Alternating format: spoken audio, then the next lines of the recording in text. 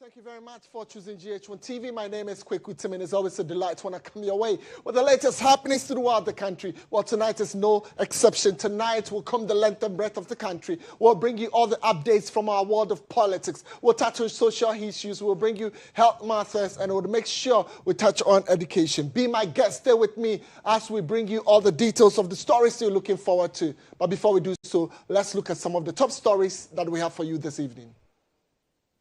Coming up in the next 60 minutes, opposition MPP fiercely resists what it describes as persecution against its members, accusing the government of reviving a culture of silence and warning that it could mobilize its forces to make the country ungovernable if the trend continues. This nonsense doesn't stop. We will weaponize our support base and we will make this country extremely ungovernable for them. Tonight we'll talk about rent as hostel operators in a crunch meeting following a directive by the Rent Control Department to suspend increments in fees for the 2026-2027 academic year. Also coming up, Accra Metropolitan Assembly pushes back against allegations of forceful eviction at the 31st December market, insisting that the exercise forms part of a planned redevelopment initiative to improve trading conditions in the nation's capital. The Assembly wishes to categorically state that the ongoing project does not constitute a forceful eviction.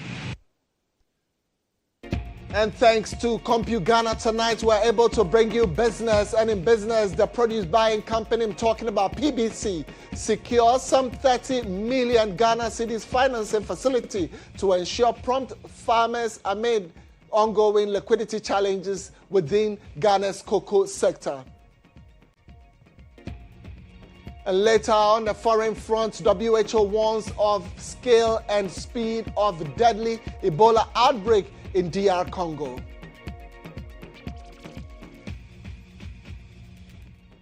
Tonight we have these and many other interesting stories making the 1 hour bulletin. Stay with us, be my guest as we bring you all these and many more.